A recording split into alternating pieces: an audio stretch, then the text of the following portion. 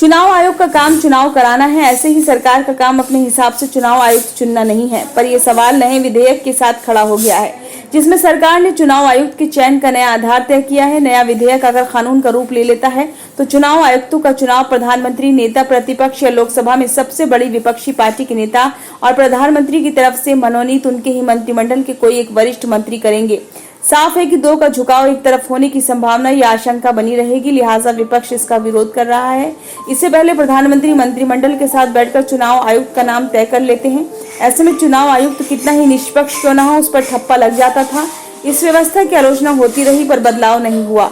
इस बीच सीबीआई निदेशक, मुख्य सूचना आयुक्त या मुख्य सतर्कता आयुक्त सभी की नियुक्ति एक समिति करती रही, जिसमें प्रधानमंत्री और नेता प्रतिपक्ष को स्थान दिया गया।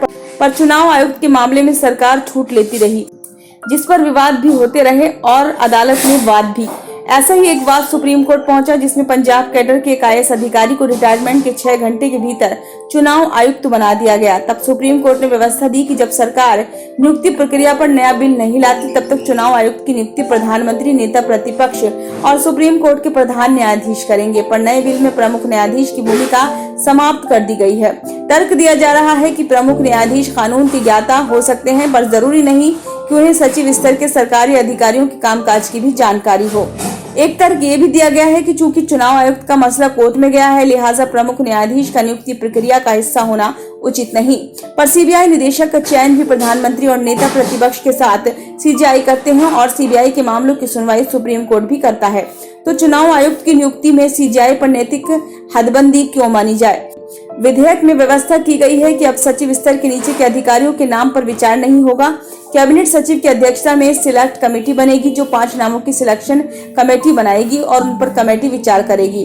पूर्व मुख्य चुनाव आयुक्त इसका स्वागत करते हुए कह रहे हैं कि पहले किसी को भी चुनाव आयुक्त बना दिया जाता था, पर अब ऐसा नहीं हो सकेगा। लेकिन बिल कहता है कि कमेटी चाहे तो भेजे गए नामों के अलावा किसी अन्य को भी चुनाव आयुक्त बना सकती है। जानकारों का कहना है कि ये तो हस्तक्षेप की गली है। पूर्व मुख्य चुनाव आयुक्त SY कुरैशी के मुताबिक बिल में ये प्रावधान होना चाहिए कि कमेटी सर्वसम्मति से एक नाम पर एक मत हो।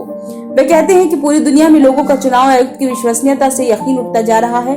अमेरिका में पिछले राष्ट्रपति चुनाव के दौरान 40% वोटरों ने चुनाव प्रक्रिया पर शक जताया था।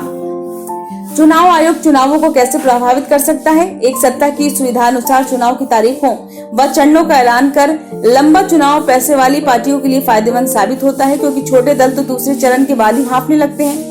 2 मतदाता सूची में नाम जोड़ने या घटाने को लेकर आयोग पर सवाल उठते रहे हैं। 3 चुनाव आचार संहिता पर अमल को लेकर आयोग पर पक्षपात के आरोप लगते रहे हैं। सत्तारूढ़ दल के नेताओं के भाषणों की अनदेखी कर विपक्षी दलों के नेताओं के भाषणों पर नोटिस जारी करने से भी चुनाव प्रभावित होता है। ईवीएम मशीनों को लेकर आयोग कई कदम उठा चुका है, फिर भी सवाल उठते हैं। TN शेषन ने चुनाव आयुक्त रहते हुए चुनाव आयोग को धार दी थी। एक बार उन्होंने तत्कालीन प्रधानमंत्री नरसिम्हा राव के सामने कहा था कि ये गलतफहमी किसी को नहीं रहनी चाहिए कि शेषन घोड़ा है और प्रधानमंत्री घुड़सवार। क्या वैसी हिम्मत कोई और कर पाया है? Bureau report, save India.